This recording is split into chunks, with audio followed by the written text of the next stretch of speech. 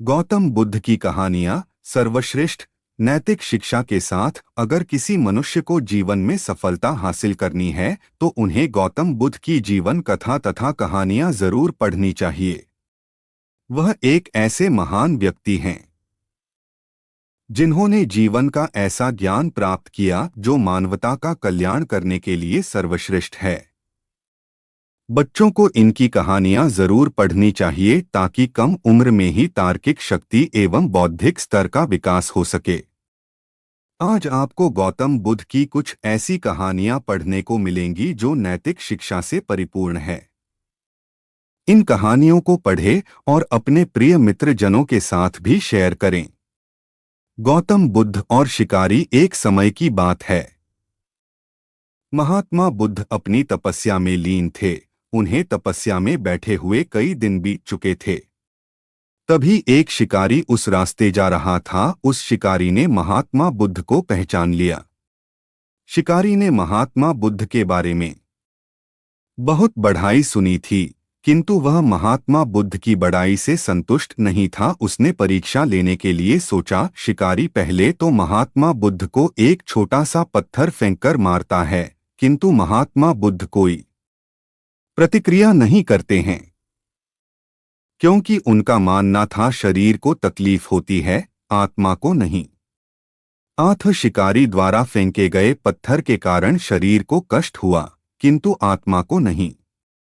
शिकारी कुछ समय सोचता रहा। महात्मा बुद्ध कुछ प्रतिक्रिया करेंगे, किंतु महात्मा बुद्ध अपनी तपस्या में लीन थे। उन्होंने कोई प्रतिक्रिया नहीं की। पुनः शिकारी ने पत्थर फेंका। वह पत्थर महात्मा बुद्ध के आंखों के ऊपर लगा और उस जगह से खून बहने लगा। महात्मा बुद्ध को आभास हुआ उनके शरीर से रक्त बह रही है, किंतु वह फिर भी अपनी तपस्या से नहीं उठे। शिकारी को गुस्सा आया और उसने पुनः एक पत्थर और महात्मा बुद्ध की ओर फेंका। महात्मा बुद्ध के शरीर से अब खून अधिक बहने लगी। इतनी पीड़ा महसूस कर महात्मा बुद्ध के आंखों से आंसू निकलने लगा। शिकारी ने महात्मा बुद्ध के पास जाकर पूछा, आपको जब मैंने पत्थर मारा तो आपने कोई प्रतिक्रिया नहीं दी। महात्मा बुद्ध ने बड़े ही सरलता के साथ कहा, क्योंकि इससे मेरे शरीर को कष्ट हुआ है, मेरे मन मस्तिष्क को नहीं। शिकारी अचंभित रह गया। उसने पूछा, फिर आपके आंखों से आंसू क्यों बह रहे हैं? इस पर महात्मा बुद्ध ने पुनः कहा, तुम्हारे द्वारा किए गए अनुचित कार्य के परिणाम के बारे में मेरा मस्तिष्क, मेरी आत्मा विचार कर रो रही है। तुमने इतना बड़ा पाप किया है, तुम्हें कैसी सजा मिलेगी? बुद्ध की बातों को सुनकर शिकारी महात्मा बुद्ध के चरणों में नतमस्तक हुआ और उनसे क्षमा याचना की। महात्मा बुद्ध क्षमाशील व्यक्ति थे। उन्होंने तुरंत शिकारी को क्षमा कर दिया और अपना आशीर्वाद दिया। वह शिकारी महात्मा बुद्ध का आशीर्वाद पाकर एक महान व्यक्ति और साधक के रूप में जीवन व्यतीत करने लगा। 2. ज्ञान से हुई मोक्ष की प्राप्ति। एक दिन की बात है। महात्मा बुद्ध अपने शिष्यों के साथ कुटिया में बैठे थे और ज्ञान चर्चा का विषय आरंभ था। शिष्यों के आग्रह पर उन्होंने एक कहानी आरंभ की। समीर नाम का एक जल्लाद मगध राज महल के पीछे बने कस्बे में रहता था। वह मगध साम्राज्य का प्रमुख जल्लाद था। उसका सारा जीवन दोषियों को फांसी देने में बीत गया। अब वह लगभग 60 वर्ष की आयु का हो गया था। समीर अब राजकीय सेवा से मुक्त हो चुका था और अपना अंतिम जीवन वह अपने घर में व्यतीत करता था। अपने जीवन काल में किए गए सभी घटनाओं को याद करता और पश्चाताप करता। मेरे हाथों इतने जीवों की हत्या हुई। यही सोच विचार करते हुए वह नहा धोकर तैयार हुआ। जैसे ही वह खाना खाने के लिए बैठा, दरवाजे पर आवाज आई। समीर बाहर निकलकर देखता है तो एक भिक्षुक उनके द्वार पर खड़ा है, जो जान पड़ता है काफी दिनों की तपस्या के बाद उठा है और भूख से व्याकुल है। समीर तत्काल अपना वह भोजन जो स्वयं के लिए था, वह भिक्षुक को समर्पित कर दिया। भिक्षुक की भूख शांत हो गई, भिक्षुक प्रसन्न हुए। भोजन के पश्चात भिक्षुक और समीर दोनों बैठे हुए थे। तभी समीर ने अपने जीवन में किए गए कार्यों को भिक्षुक के सामने प्रकट किया। समीर ने बताया वह राजकीय सेवा के दौरान अनेकों कैदियों अथवा अपराधियों को मृत्युदंड दिया, जिसके कारण मुझे अपने पर अपराध बोध होता है और ग्लानि के भाव में सदैव ग्रस्त रहता हूं। भिक्षुक बड़े ही शांत चित्त भाव से समीर की बातों को सुन रहे थे और रह रहकर मुस्कुरा रहे थे। समीर ने अपने जीवन के प्रत्येक घटनाओं को भिक्षुक के सामने रख दिया। समीर की सभी बातें समाप्त होने के बाद भिक्षुक ने उसे दोनों हाथों से उठाया और हृदय लगा लिया। कहा, वत्स, तुमने यह सब क्या स्वयं से किया या फिर किसी के आदेश के कारण? समीर बोल पड़ा, यह सब सिद्ध होने के बाद राजा के आदेश पर यही मैंने मृत्युदंड दिया। वत्स, फिर तुम दोषी कैसे हुए? तुमने तो अपने स्वामी के आदेशों का पालन किया है। ऐसा कहते हुए भिक्षुक ने समीर को धम्म के उपदेशों को सुनाया।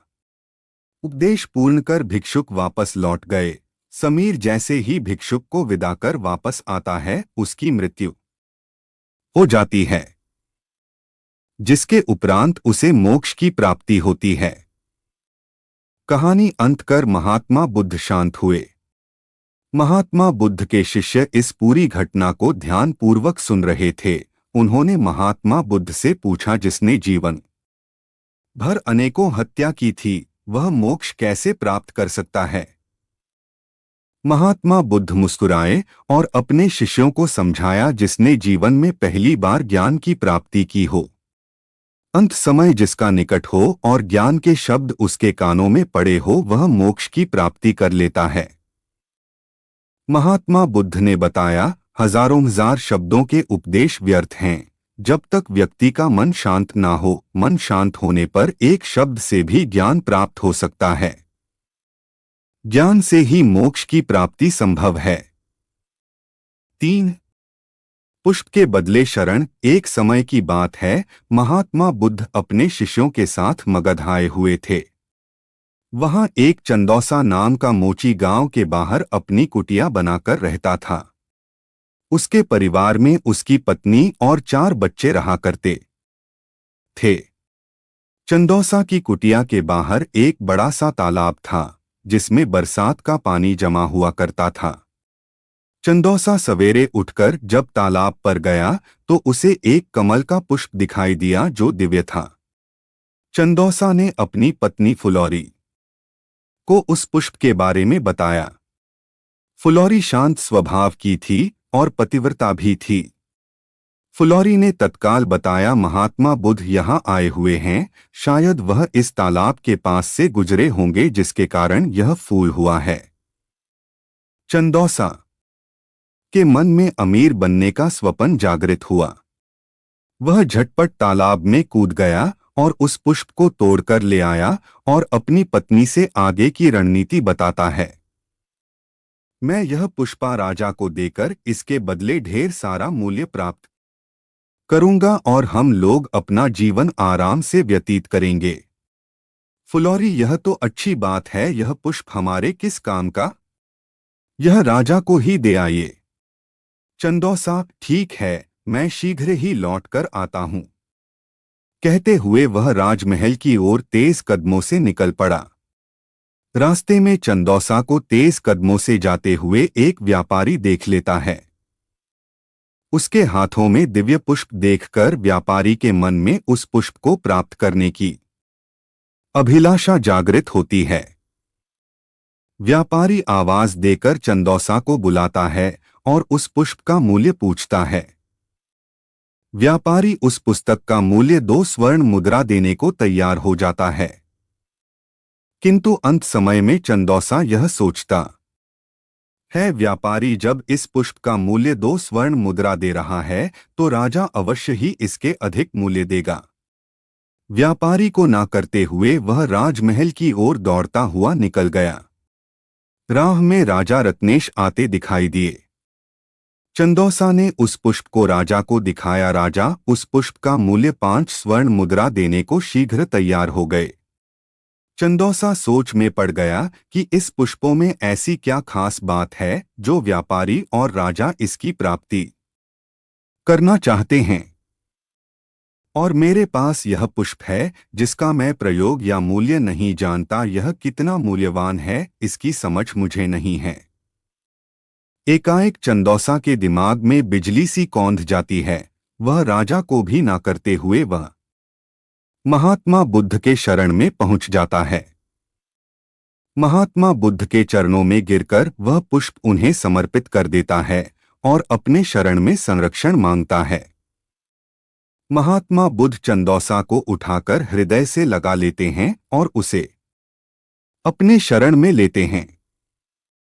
चंदौसा को ज्ञान प्राप्त होता है। फिर वह अपने समाज में ज्ञान के माध्यम से समाज की पीड़ा हरने का प्रयत्न करता है और आजीवन महात्मा बुद्ध का शिष्य बन जाता है। समापन। गौतम बुद्ध ने समाज के उन्नति तथा अध्यात्म की तरफ ध्यान आकर्षित करने के लिए जीवन के परम उद्देश्य को समाज के बीच साक्षात्कार कराया। उपरोक्त कहानी के माध्यम से अपने सामाजिक तथा जीवन के नैतिक शिक्षा का साक्षात्कार किया। उक्त लेख आपको कैसा लगा? अपने सुझाव तथा विचार कमेंट बॉक्स में लिखें।